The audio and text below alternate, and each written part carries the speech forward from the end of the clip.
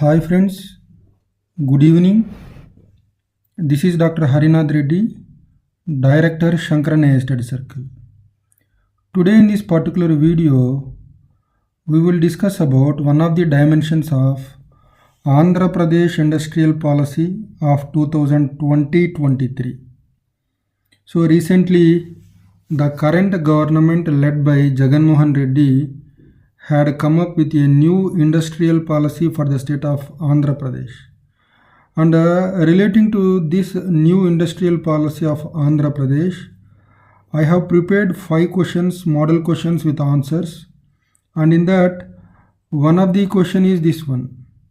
Discuss the objectives and the guiding principles of Andhra Pradesh Industrial Policy 2020-23. So after giving a brief introduction of what are the advantages to attract industrial investment in the state of Andhra Pradesh, after introducing that, you can proceed with objectives and guiding principles. And I will discuss the advantages in the state of Andhra Pradesh for attracting industrial investment in a separate video. So content from that can be taken for introducing this question, and then subsequently you need to discuss the objectives and guiding principles of Andhra Pradesh Industrial Policy 2020-23. So if you see the objectives which were laid down in the policy document speaks about creating employment for the unemployed youth in the state of Andhra Pradesh. And the students must remember that the legislature of Andhra Pradesh under the present government has made an important legislation to reserve 75% of the jobs in the existing industries and the industries which are to come in the future to the local youth. Keep that in mind. And this is already done by government of AP through a law enacted by Andhra Pradesh legislature. And over and above that, the policy speaks about creating employment for the unemployed youth in the state. In addition to this, to match the national average in industrial gross value added per capita. So what does this mean? Post bifurcation, Andhra Pradesh has become more agrarian. 2/3 of the population in Andhra Pradesh, they are dependent on the agriculture sector. So the contribution of industry to the gross value added, when you compare with the national average, in Andhra Pradesh, the contribution of industry to the national income or the gross value added is below the national average. So the policy speaks about matching, means reaching the national average in terms of industrial gross value added per capita. And then the policy is also very much conscious about inclusive growth and inclusive development. That's why the policy says that a balanced growth across the regions and across the communities will be the focus area. So in other words, the growth through this industrial policy will ensure that the regional disparities will come down, and even the disparities across the social groups will also come down through this policy document. And then the policy is also very much conscious about environmentally sustainable growth. Now the word sustainable development has become a buzzword, and countries at the global level, they have come up with something called the Sustainable Development Goals.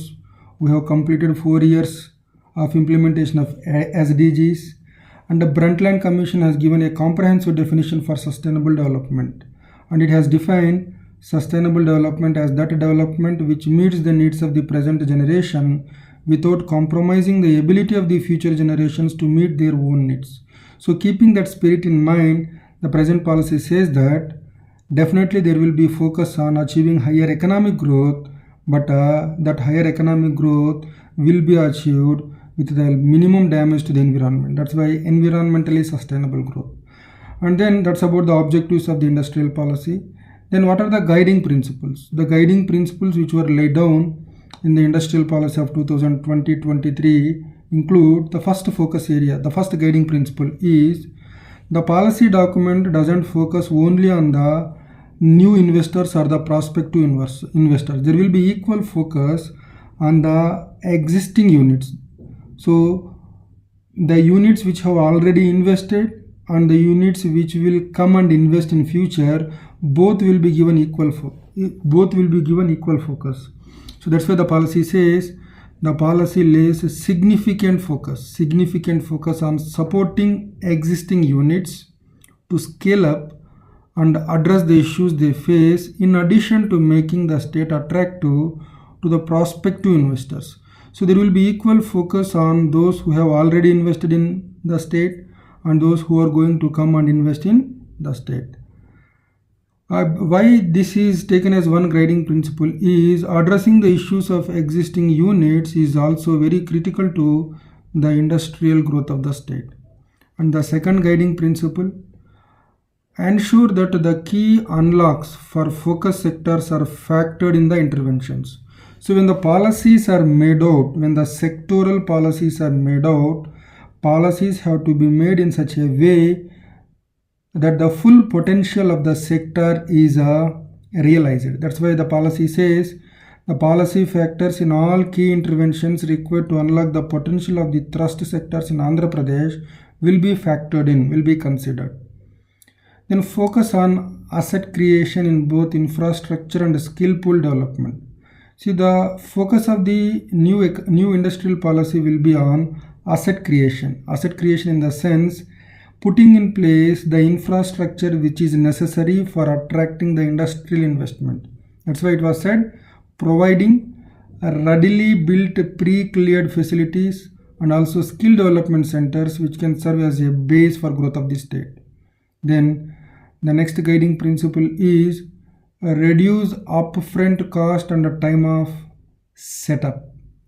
So the policy focuses on reducing cost of setting up an industry and also the time required to start up an enterprise in the state of AP by making emphasis on ensuring availability of ready built facilities at a lower upfront cost.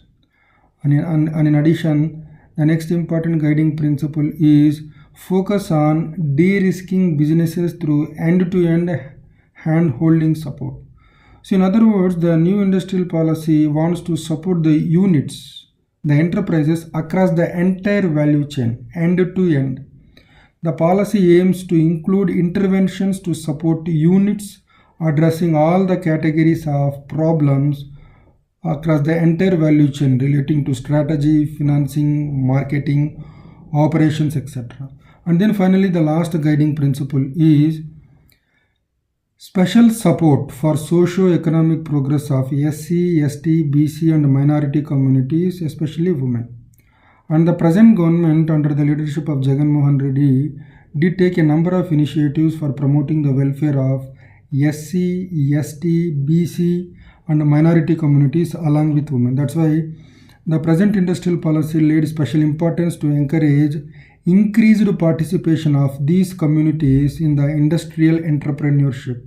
That is, from the SC, ST, BC and minority communities including women, they will be given enough importance and significance in promoting entrepreneurship in the state of Andhra Pradesh. That's it about the objectives and guiding principles under the new industrial policy in the state of Andhra Pradesh. Thank you.